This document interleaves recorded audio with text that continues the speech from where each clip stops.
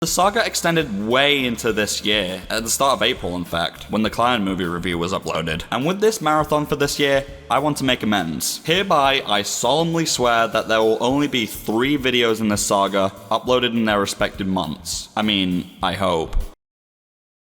I probably should say that I solemnly swear to never make promises I can't keep again. Although I did emphasize that there was some level of uncertainty, but I never said how high. Anyways, let me start by saying, welcome to the Animanga Marathon of 2021.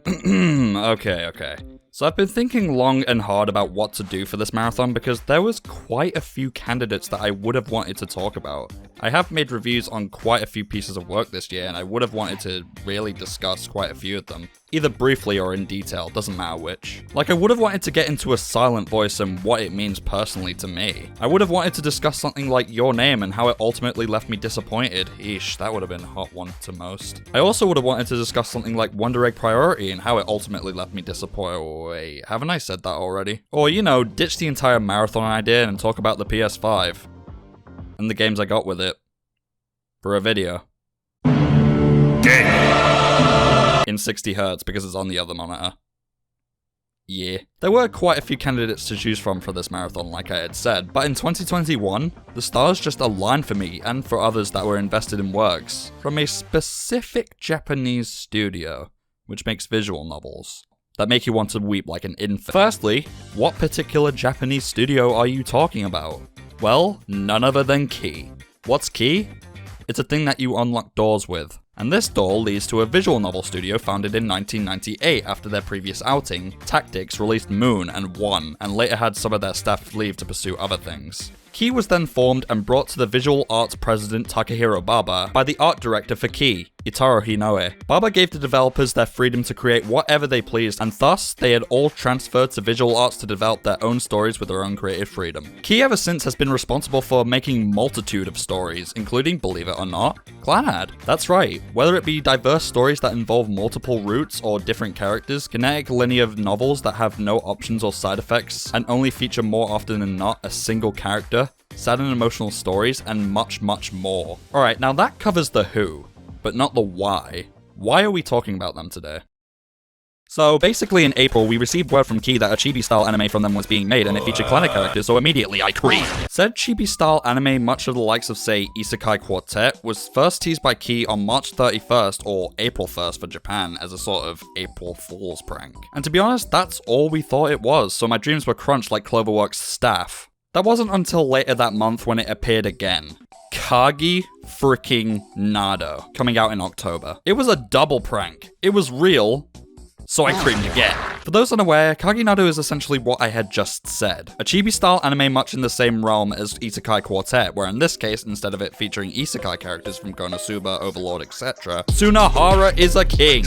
Or well, I should say, it instead has characters from the Key franchise, those of which include Kanon, Air, Clannad, Little Busters, and Rewrite, and they're all going to be crossing over with each other this month. In fact, by the time this video is out, the anime will be as well, and I'll probably still be watching Little Busters, which means I'll have to delay my watch of it, and Alright, you may be asking, why the hell is this relevant to whatever you're going to talk about today, and what do you have planned for the marathon? Get on with it! Well, one, as with all things to do with me, be patient. 2, have I got the answer for you? Simply put, this isn't just some video about me talking about some anime I just watched in anticipation for this new anime coming out. Oh, no. It is that, plus a whole lot more. This particular project of mine is a 3-part series, with this one being the first part of 3.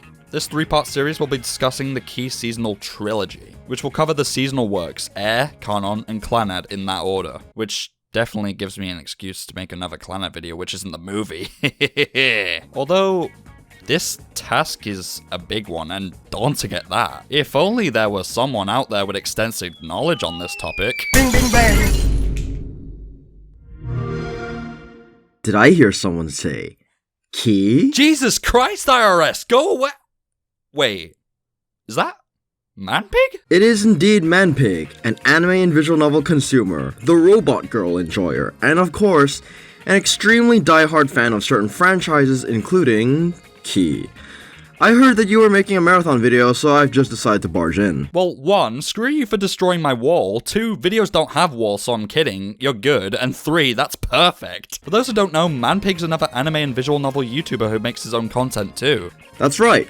I'm just a guy who just so happens to really like a lot of franchises and occasionally make videos for them when I'm able to. And if you're interested, you can feel free to check my stuff out. Well, since you've consumed every key work in existence or something like that, I'd probably say you're the best candidate for this, actually. Pretty much. It's called addiction. I've got my own. It's called Pipeline Punch. Anywho, since you're here, why don't I have you on for a few things? How's this? I'll mainly talk about the anime adaptations of each work, since that's the only version I've really watched, while you can pitch in and give out random points here and there, and then you can talk about the differences between each adaptation and the original source material. Sound good? Sounds perfect. Sweet.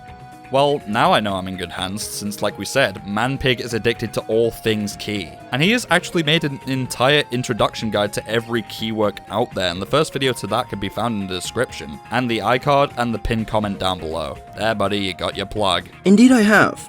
For those who want to learn more about just how many stories make the universe up, I've outlined all of them out for you and gone over both the main games and the various anime adaptations. So if you want a crash course on everything you'd want to know, that video's got you covered. Wow, I'm already interested to see how this video turns out. It might inform a lot of you about these works and how much they truly mean to us, and might entice you to pick them up someday, who knows. But I guess with our introductions out of the way, I say we catch ourselves a breath of fresh air. What do you say, ManPig? Absolutely.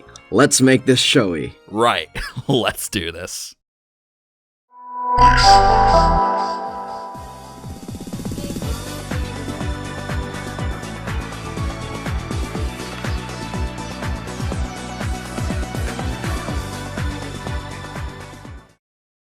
Okay, jumping straight into the first work, we have Air. I am well aware that this isn't the first seasonal key work, nor is it the first anime adaptation of a key work. Both titles actually belong to Kanon, the latter of which is a thing, as you can clearly see. But we're not going to talk about the Toei adaptations in these videos, are we? I mean, to be fair, the Kanon one specifically isn't that bad at all. But I certainly don't blame you considering the other ones. I've already done a video on one of those, and I feel like that's as much as I can stomach for now. I'm not doing it on the other unless I absolutely have to, or if someone wants me to. No, instead I'm going to be touching upon the Kyoto Animation adaptation of Air, released at the very start of the winter 2005 season. That's ironic considering that Air takes place in summer. Nice one, KyoAni. Alright, before that, I might want to address the history behind Air and Key's production on the visual novel a little bit. With Key finally settling in with the producer's visual arts, their first work under the new name of their brand was Kanon, which released in 1999. We'll get back to Kanon in the next video, but all you really need to know for now is that Kanon was the first work they had produced under the Key brand name, and the second work to follow it up would have then been Air. Yeah, like I said, Air was not the first key work, but it was the first to be adapted by KyoAni, hence why I'm covering it first here. Anyways, the visual novel finally came out on September 8th, 2000. Essentially, after Kanon's completion in 1999, Key decided to start production on Air straight afterward, with the planning for Air being spearheaded by none other than Jun Maeda, who, I mean, if you don't know much about Key, he is a prominent figure. That's right. Air was created to be the second game after Kanon. Since Kanon was a story that had a heavy emphasis on winter iconography, the staff decided to do the opposite for their next project and instead have a story that focused on summer. Jun Maeda was of course the head of the project, but they also brought on Kazuki Fuji, Ishikawa Takashi, Fuji Tomotaka, longtime key writer Kai, and finally a very special writer, Suzumoto Yuichi. Whilst this was only Key's second game, Jun Maeda wanted Air to be a piece that surpassed Kanon. As a writer, Maeda is very ambitious, and he always aims to make his next projects bigger in scale compared to the last. This is a mentality Maeda often keeps to, for better and for worse. But for now, let's just focus on how this way of thinking affected Air. Kanon is, structurally, the simplest full-length game that Key's ever made. It was a game that followed the usual visual novel dating sim formula, with separate routes and self-contained stories, while having a stronger climax than most and an overarching message that bound them all together. With Air, though, he instead aimed not to just give an overarching message, but an overarching story. While individual character routes were still separate, they had plot elements that linked in from the main route, and more so, Air introduced an aspect known as a true route, which is a route that you can only get after completing all the character routes. The true route essentially expands on the main heroine's route and makes it a much grander narrative with a more definitive ending. In Air, the true routes are called the Summer route and Air route respectively. This grander narrative aspect is the main innovation that Air brought forward to the company, and has been used in every key work created since. And with that brief description of the visual novel, I think it's time to turn our attention to the anime adaptation. As previously mentioned, the anime adaptation that I will be discussing is the Kyoto Animation adaptation, which started airing on January 7th, 2005, and was the first of 3 key adaptations from Kyoto Animation. The adaptation was directed by Tatsuya Ishihara, a KyoAni mainstay, and in fact had Air as his directorial debut. Ishihara is another prominent figure, specifically in the adaptations, because from Air, he would later then direct Kanon's adaptation, Clannad's adaptations, Haruhi Suzumiya, Lucky Star, Nichijou, Chunibyo, and all the other KyoAni classics or more popular outings. Essentially, without Ishihara or Air's adaptation, KyoAni wouldn't necessarily be what it is today. Indeed. In fact, you could say that this Air anime is what put KyoAni on the map in the first place. As while the studio did do Full Metal Panic Fumofu beforehand, Air was the first pure slice-of-life / drama type story that Kyoto Animation would be later known for adapting. Right, let's get down to brass tacks, shall we? What is the premise of Air here? What's going on? Thankfully, I have already made a review on Air, so I'll pick and expand upon points I've made here. So essentially, the plot here tells us from the beginning that it involves a guy called Yukito Kunisaki, who had traveled to this town by bus and is often thought to be some runaway by the locals. Yukito doesn't necessarily have much going for him at all, but he is here for a reason which will get elaborated on. What Yukito calls his work is more so his hobby, and it's puppeteering, using an unknown skill of his which essentially allows him to literally play God and make his doll come to life. At this moment in time, it's unknown how he had obtained the skill, and it doesn't necessarily go into detail about how it works. The only real thing he states is that his parents could do it too, but we eventually do get some closure on how he obtained this ability later on in the summer arc, but more on that later. So Yukito finds himself at this seaside town with scorching hot weather. Better be careful about those heat strokes, buddy. After wandering around town for a little bit, he decides to sleep by the sea, dreaming about a ramen set, only to then awaken and find our main heroine standing beside him, Misuzu Kamiya. She's a girl who has been alone for most of her life, more or less, and it was when she saw Yukito that she would have wanted to become friends. Yeah, Misuzu is fun and a girl filled with conversation, as is evident with her wanting to get into all sorts of conversation and activities with Yukito, but isn't the sociable sort for a reason which will later sprout up. After acquainting himself with Misuzu, the two wander around town for a small while, meeting characters such as Kano Kirishima, Minagi Tono, Michiru, who we can assume is a friend of Minagi's, Haruko Kamiya, who we can assume is Misuzu's mother, and Hijiri Kirishima, who we can assume... Oh no, she is Kano's sister, never mind. Don't forget Potato! Potato is a weird looking dog, and he is my favorite character. Ah yes, God incarnate, face your doom! We will get to know more about these characters later. Either way, the real purpose behind the story does get revealed to us near the end of the first episode. We find that Yukito's real purpose in this town is to find a girl with white wings in the sky, and he feels as though Misuzu or someone in the town may be the key to finding her in the sky, as he goes about his days in the town, working as a puppeteer and hanging out with Misuzu. And that's pretty much the premise, nothing too big to note yet. This plot to me is similar like any other key work you would expect in terms of feeling, yet there's something about the 3 works we'll be covering which you can tell is signature for a seasonal key work. And it's a little odd to describe, but for me, the only real way to experience it is if you have watched it already yourself. Do you get that feeling by any chance, Man Pig? I mean, considering you are the key aficionado and all. I think it's quite simple, really. In the name, in fact. In my eyes, at least, what makes the Key Season Trilogy stand out from other key works is its usage of slice-of-life and drama hybrids that are specifically accompanied with a seasonal atmosphere and motif, the setting of which involves nostalgia, be it Clannad's high school settlement, Kanon's winter town adrift in snow, and of course, Air's countryside seaside village. They are all set in very simple, relaxing Asian landscapes. These stories themselves are generally slice-of-life stories with maybe a supernatural twist in there.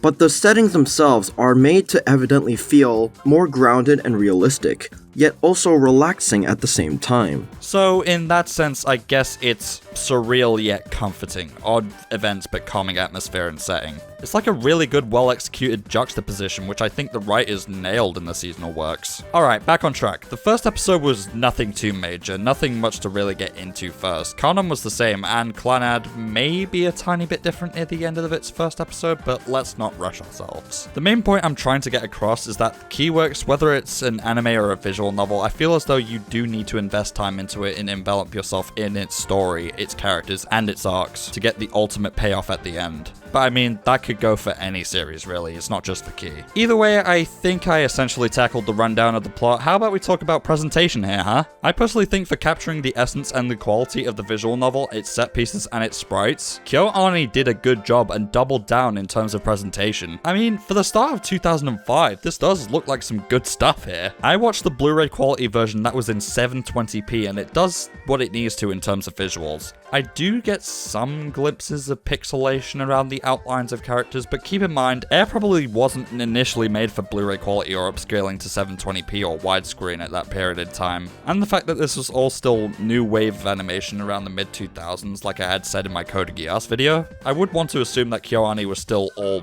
new to that. It seemed KyoAni was testing the waters with their animation style, which was taken very much from Hinoe's original art style from the visual novel by Tomoe Aratani, the character designer for the anime. But despite my fears of the art style appearing a bit too jarring, or so I had heard from the others about their experiences with the characters and their designs, because it was a very experimental style due to it being the first adaptation, I genuinely did not find any issues with the art style, much like I did with Kanon. I guess it was kind of because I did watch the entire trilogy in opposite order, which I will definitely touch upon later, and that may have caused me to be way used to that art style at that point, so yeah. What did you think about the adaptation's presentation, Manpig? If you ask me, while Air's anime is the most technically dated of KyoAni's key anime, I hesitate to call it explicitly bad looking. As Lee-san said, Tomoe Aratani captured Hinoe Itaru's art very well, and while certain characters do look kind of slim at times, that is accurate to how the characters looked like in the original game. And the art itself feels like the game was beautifully animated onto the screen as any fan would want it to be. I think, while the anime does have sore points which can't be helped for their age, such as the occasional usage of dated CG, I still think that the rest of it looks great. You might not like the art style, but the animation itself is undeniably very fluid, especially for the time. Stuff like Misuzu's hair in the flowing water is just gorgeous to look at, and really captures as well as matches the setting of Air to an absolute T. Another thing I love about the anime is the way that it conveys atmosphere to push the fact that it's truly the summer entry of the season trilogy. It is evident that the anime was aiming to focus on what summer is all about, that being the scorching, burning hot sun that makes you feel like you're melting. And the anime captures that feeling perfectly. From the heat waves to the screeching cicadas, I'd actually argue that out of all of the season trilogy anime, Air captures its season the best. In fact, one detail I'd like to point out is the usage of color and lighting. The original Air game is known for its scorchingly bright colors that blast into your eye, from the white pavement and the bright sky, cause yeah, it's summertime. And you know what? The anime doesn't miss out on those details, and perfectly took those parts of the game and put it right on screen. From the bright color to the almost blinding sheen of the anime characters, it's a perfect depiction of how a hot, sweaty summer is meant to look like, and it makes you feel that atmosphere through visuals alone. It's something Air does masterfully in my opinion, and I think the fact that both the game and anime managed to do this so well is something that must be commended. That last part I can definitely agree on. Out of all the three adaptations, I felt like this one was definitely the most vibrant and colourful, while Kanon and Clannad are colourful in their own right. I think the setting of Air and the season it is set in does really work with the visuals and atmosphere here. Now, before we get into the real meat of the plot and arcs within Air itself, I just want to make a few short comments on the score, the OST, or rather, Manpig, would you like to make a few comments first before I say anything? Sure. Well, first of all, Air's OST is one I personally really like. Of course, Maeda helped compose it, and as I say with everything Maeda does, while Maeda is an absolutely amazing writer, his best strength is and always will be composing. While Togoshi and Orito did help him create the OSTs, Maeda's direction really makes Air's OST fit the setting and story. Since Maeda, who heads the project, both writes the story and composes the music, he knows through and through how each character, scene, and moment should sound, and that's what the story's music needs to be. Personally, I can't really say all too much on the tracks except for that they're really good. Very melodic, soothing tracks with heart and emotion. I can't really say at the moment which is my favorite out of those three, since I'm essentially comparing all three soundtracks to one another. Clannad has a good chance of being at the top, maybe because I love Clannad a lot, but in terms of soundtracks, that might change, who knows. But I might leave my ratings and my full opinions on the three soundtracks until the last video in this trilogy. But for right now, I will definitely say that there are some beautiful tracks on this OST, such as including but not limited to Reminiscence, Two People, Bird's Poem, Nocturne, Blue Skies, and Wing, just to name a few. I do really enjoy Maeda's, Togoshi's, and Orito's pieces within the score, and Leah's vocals are nice to listen to. And to add on to this, on my end, it'd be criminal for me to talk about Air's OST and not talk about Summer Lights, or Natsukage. Summer Lights is the theme of the main heroine, Misuzu Kamio, and it is without hyperbole one of my favorite pieces of music of all time. It's a beautiful theme that I have listened to again and again. I've written some of my best characters and scenes to this piece, and I enjoy walks with it playing in my earbuds.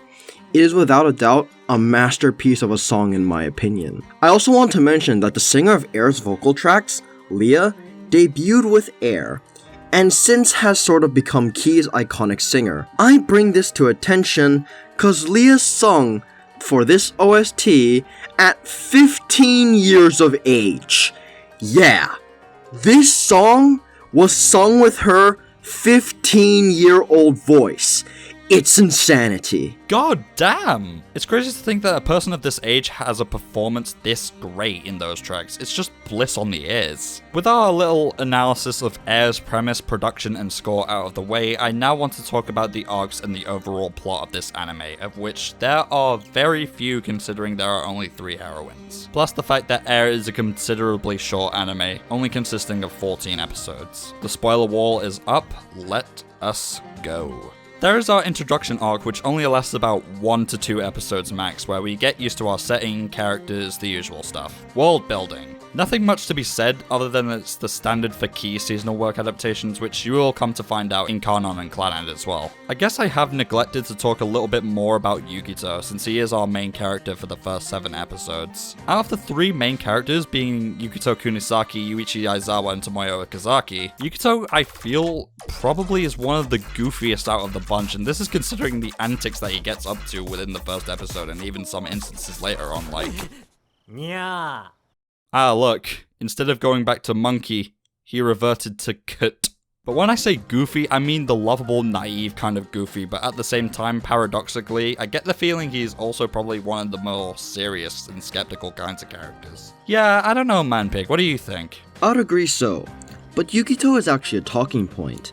See, out of all the characters, I think the anime changes Yukito by far the most. He's somewhat a comedic character with a serious side, yes, but in the original visual novel, both sides are intensified a lot more. Yukito was originally a very free-spirited, crazy, almost even unhinged kind of character. The type of person who would eat up food he would find on the ground and hit televisions in order to get them to work. A bit of that remains in the anime, but they definitely made him feel a lot more serious and grounded. I also forgot to talk a little bit about Misuzu as well. She's a gem that flops over, and says Gao a lot, and V, and goddamn she needs to be protected. Ah, Misuzu, the main heroine of Air. I have to be honest, when I first met Misuzu, I wasn't very fond of her. The first scene with her theme and her appearance was awesome for sure, but like Yukito, when we got to know her a bit longer, the amazement died down. Oh boy, another main heroine who is a token moe character but not quite as cute as either Nagisa or Ayu. Ah, how much I hate past Manpig's takes. As I imply there, my opinion has changed a lot. I won't go into much now, but I will say this. Misuzu is a personal favorite of mine, and she is probably my favorite character in Air. Yeah, I honestly didn't really think much of Misuzu to begin with either, but as soon as I got accustomed to her character, her relationships between Yukito and Haruka and the upcoming Air arc, dare I say I saw the vision. She's actually now my second favorite of the three main heroines, which I would have never expected. But yeah, honestly, like I said, the introduction is literally just what I had said in the premise, so with that, the next arc we come across is Kano's arc, which upon watching the outcome, just felt really empty. Let me elaborate. I understand that Kano was being possessed by some entity that made her wander to the town's temple at night and is seemingly violent considering the spirit put Yukito in a chokehold, and that Kano wanted to use that magic she had to try and see her mother again, which her sister forbade her from by tying a ribbon around a scalpel cut she had made on her arm, and like the entire plot made sense and everything, I guess. That whole part was fine. However, when watching that arc, I felt as though I was missing something, and it was until later I figured out that it was the development of Kano's and her sister's character that was missing for me, and what feelings I was supposed to really feel for Kano or Hijiri never really stuck around for too long. Those two were only present for 4 episodes before being abandoned, and what I mean by abandoned is that those two aren't ever seen again as much since, or made important in the plot at all moving forward. So we never really got to see their characters really shine as a result. Okay, yeah, the thing that puts me off about Air is that it is pretty short as far as the anime is concerned to my knowledge, 12 main episodes and 2 OVA episodes with Air and Summer. Not to mention that this is by far the smallest cast of the 3 seasonal works, only working off of 3 heroines in the entire story like I had said. And I believe I have been told the same actually rings true in the visual novel as well. Indeed. Most average visual novels last about 30 to 40 hours of reading time, including Air as well as Kanon before it. Air, however, only had 3 character routes, compared to Kanon's 5. However, despite this, both ended up about the same length. This is because of the true routes that I mentioned before. Both the Summer route and Air route essentially take the same length as the character route, so they even out. In terms of anime though, Kanon would eventually be perfectly adapted into 24 episodes. However, as Leeson already said, Air was less lucky. Having only essentially 14 episodes, including the true routes, this essentially meant that Air had to cram what was essentially 5 routes into 14 episodes, when the average visual novel like Kanon would take about 24 at the bare minimum. This went about as well as you'd think. Aside from the lack of development, the main major flaw for the show for me that I would want to bring up is the pacing, which Manpig was alluding to. It's just that I feel like the pacing for the Air anime was way too fast for my liking. Characters are literally just picked up and dropped as soon as they develop an acquaintance with Yukito. Yeah, that's a little bit of an exaggeration, but it is a genuine issue with the anime series, it just feels off. The only real way I can describe the pacing of the first 2/3 of Air would be to take the pacing of Shiori's arc from the Kano anime, and I'll get to that in the second video. Cut out some parts between the midpoint and make it last for 8 episodes straight, and you have the pacing of Air up until the last part of the summer arc. I genuinely would have wanted to enjoy Air more if the series itself had done that extra little bit more. Not saying that it hasn't already done enough, because I still do enjoy Air for what it is, but due to the limited episodes and the fast pacing, I feel as though I'm not experiencing the definitive product as it's supposed to be enjoyed like in the visual novel. What I'm trying to say is that I would have wanted there to be a little bit more substance from the visual novel with Air's anime. I guess 24 episodes would have been kind of stretching it a little, maybe instead of the OVA, Air and Summer. Or if we had some content that didn't cut corners excessively when being adapted, then make it 16 episodes? Anything but 24, because I think 24 would have made it overstay its welcome a little. I don't know. I'd have to agree.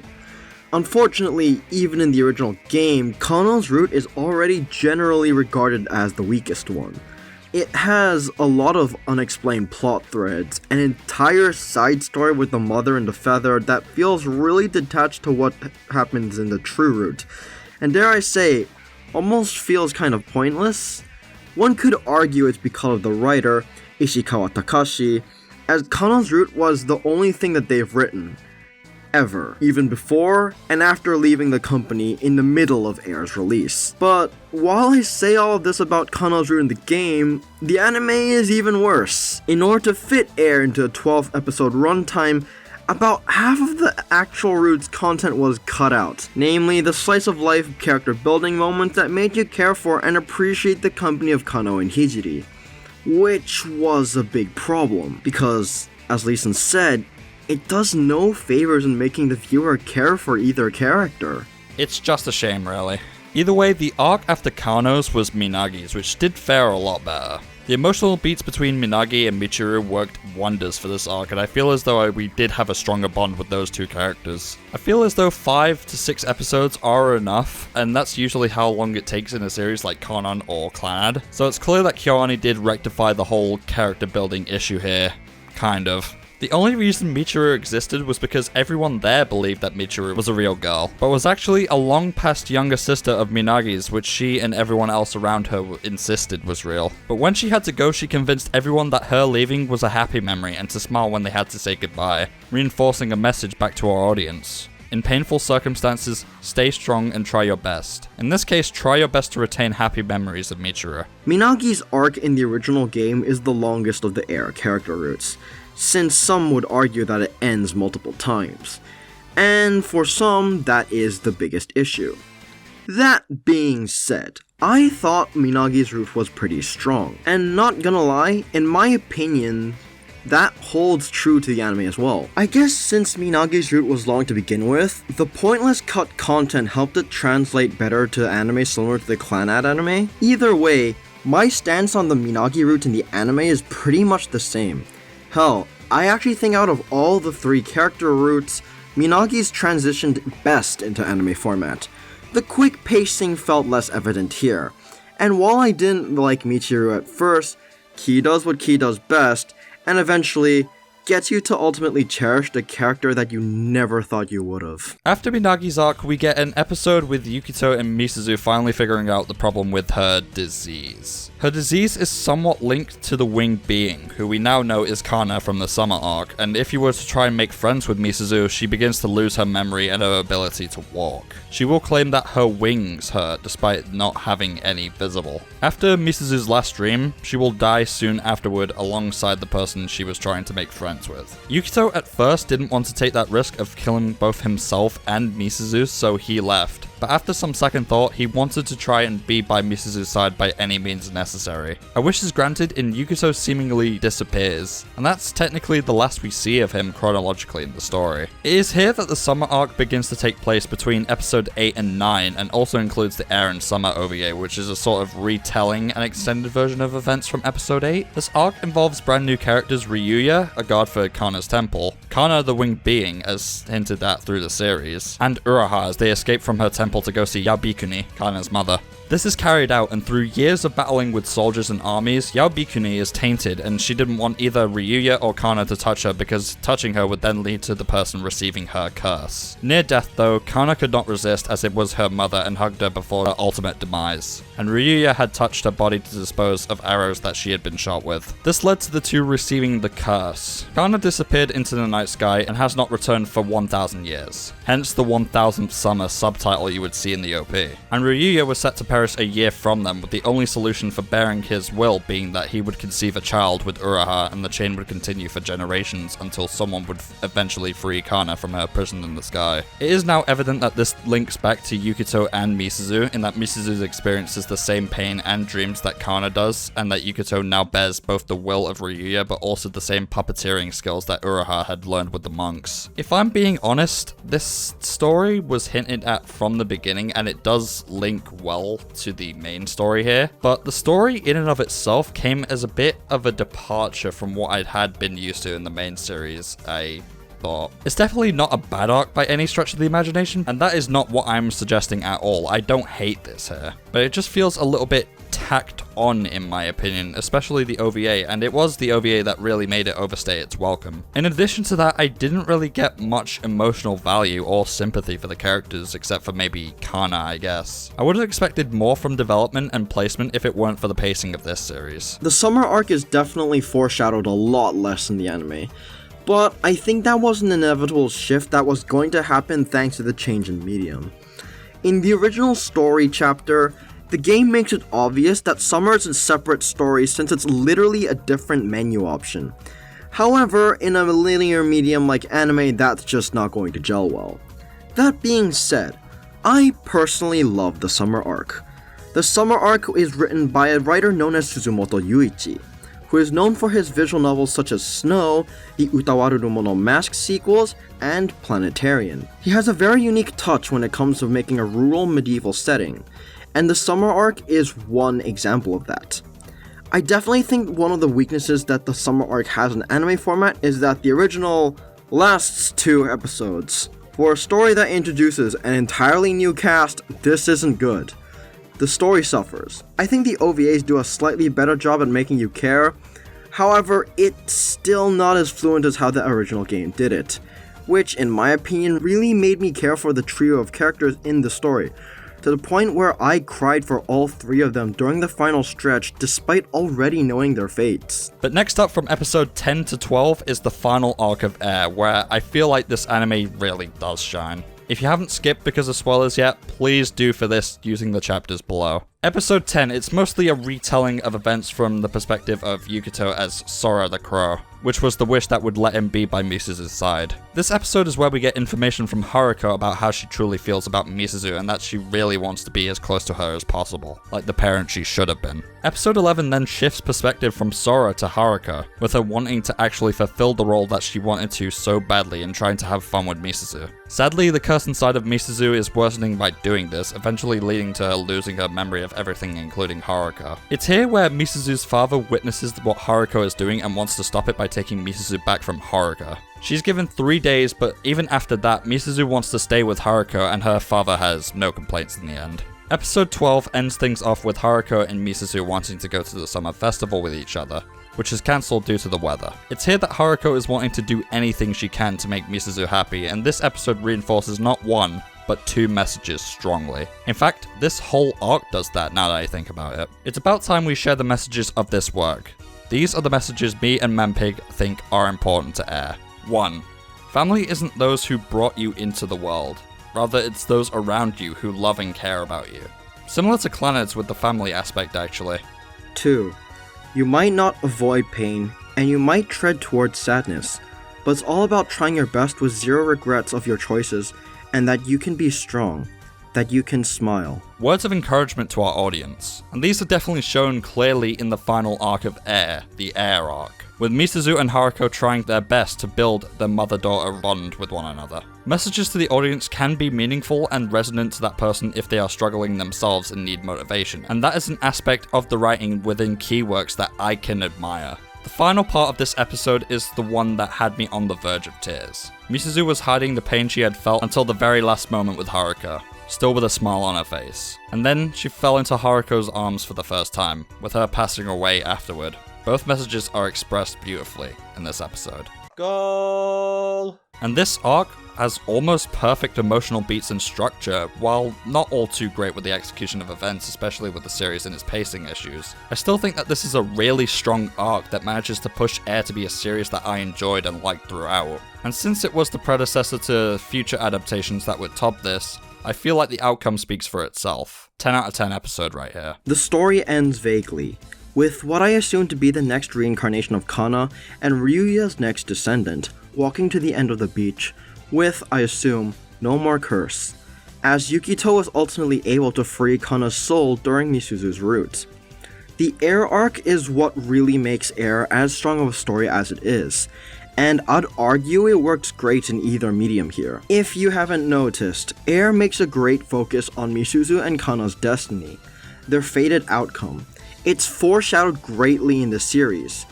When Yukito unleashes his power and wishes to be with Misuzu more, instead of living a happy life with Misuzu, he gets sent back in time as a bird. Why? It's because she was already fated to die, and nothing would change that. From the beginning, her fate was sealed. The summer arc mentions how Kana's reincarnations will never, ever experience happiness before their death. It is essentially fated that Misuzu's life will be a sad one, and that she will never experience happiness. ultimately, in a way, that does end up happening. Her mother died, her father abandoned her, and her foster mother distances away from her. She has no friends, and lives with mental cripples that keeps others away. The moment she meets Yukito, he leaves her, and even if it was to try and save her, right when Haruko tries to mend their relationship where she has to deal with losing her memories, in the end, she passes on despite everything. On paper, Misuzu's life is one of pure tragedy. Nothing worked out for her. As her fate dictated, the life she lived was almost devoid of the usual happiness that people would experience. And even when she did grasp it, it slipped out of her fingers so quickly. But even then, can you really say that she never experienced happiness? Of course not. She did plenty. There were many times that she cried, many times that she cursed herself, but in the end, she chose to face herself and her predicament, and reach out for every little bit of happiness that she could. And so she had Yukito, she had Haruko, her mother. She was loved and cared for until the very end. She was able to grasp what she was never supposed to have. What's beautiful about this is that Air presents a tragic, sad situation, but still has its characters able to find happiness no matter what. Even if they cried, the memories, the lives they lived, they were impactful, and yours will be too. So, while you may cry sometimes, while at times you might be headed in a direction you see no good in, don't give up. Face yourself, and try your best anyways, because happiness is always possible. Even in the face of inevitable tragedy, no matter what, you can smile. You can catch those happy memories and hold them in your wings, as Misuzu did. If we do that, then surely the world will end on a happy memory.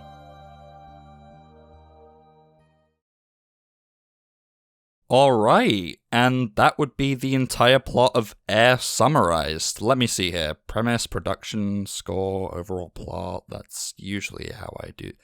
Oh, Man Pig. How about you cap it off with any other major differences between the visual novel and the anime adaptation? I think the main difference, as I said, is the length and slice of life. The stories themselves are conveyed fine enough, but 2 episodes for each arc was straight up not enough. While the anime conveys the story, it doesn't do a good job at making you care, or even knowing most of the characters. Most of the slice of life scenes were cut entirely from all arcs, and I think that's the main, if only, major difference of the anime that affects it more than I wish it did. And with that, I believe we are pretty much done with the first work of 3, but okay, it was a lot of information to take in, I bet, so we're going to need to end this off by giving our overall opinions. Alright, so as you might have figured already, or if it wasn't already clear enough, I'll provide context. I didn't watch Air first. I watched Clannad first, which is understandable given that it's the most popular out of the 3. Then on the road to Kaginado, I watched Kano. Then a few months later, I watched Air. So to put the handling of the adaptations into perspective, for Clannad and Clannad After Story, it will be like eating at a gourmet restaurant. Pricey, but absolutely worth it for the taste. And then Kano feels like eating at a regular old restaurant. Decent and good food still, but at a pretty affordable price. Then Air feels like you're eating at McDonald's. I mean, it still tastes good, somewhat. Satisfactory, not necessarily healthy for you, but that cheap price though. Okay, look, what I mean to say is that Air's adaptation is not perfect in the slightest, and you could also say that this analogy isn't perfect either, but it's the best I got, so take it or leave it. To summarize Air for me, I won't say it resonated. It has good moments and all, yes, but I didn't feel like any moment throughout the anime was calling to me, with exception maybe being the last episode with Misuzu and Haruko there. But even then, while it was a really good scene and a really nice way to end off, albeit quite vague, it wasn't as resonant as I thought it would have been. I guess I am just a particular person when it comes to resonance with characters in certain scenes, such as like with Shoya from A Silent Voice or Tomoyo with Clannad. Were the messages in the details quite strong? Absolutely. To smile through a rough time and to cherish those close to you like your own family are very much strong messages and much needed ones to have and to learn from. Did I enjoy it for the duration at the time? Well, Mostly. I didn't necessarily like how Kano's arc was handled too much in all honesty, and I wish there could have been a slight tweak to Minagi's arc, so that it was much more resonant aside from the last scene with Michiru. I've got no complaints about the last scene with Michiru in any regard. I still don't know how to exactly feel about the summer arc with Kano. Like, again, it isn't bad by any means necessary. To me, even though this is what the plot was based off of, the arcs still feel tacked on, especially with the OVA. Do I like the characters? Yeah, most characters were actually quite pleasant. Wasn't sure how to feel about Ryuya making odd comments on Kana in the OVA though, but considering the time it was set in, I guess it doesn't really matter. I know it sounds nitpicky really because it is, to be honest. It feels sort of odd, but not too odd. Not as odd as any of the other characters from more weirder series.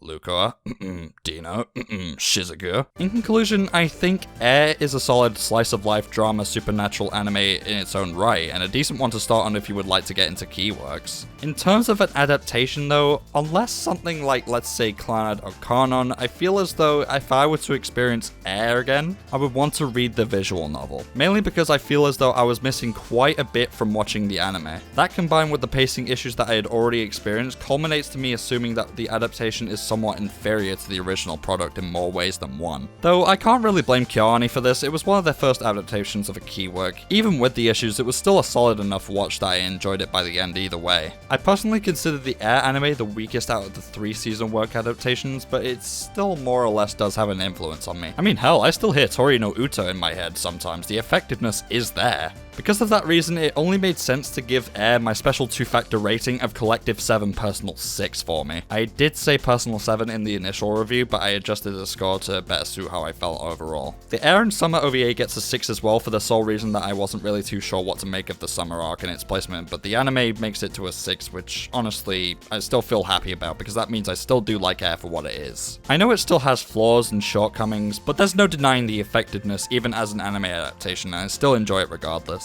A high 6 or 68% makes the most sense for me. I generally agree. I didn't have a very good time on my first watch of Air, and I was even left very confused at both the explanations of what happened as well as the ending. I ranked it a 7 at first, cause while I enjoyed stuff like the atmosphere and ending, I felt so indifferent to the rest. I tried rewatching the Air anime at one point, but not gonna lie, I was really bored during it and never got through.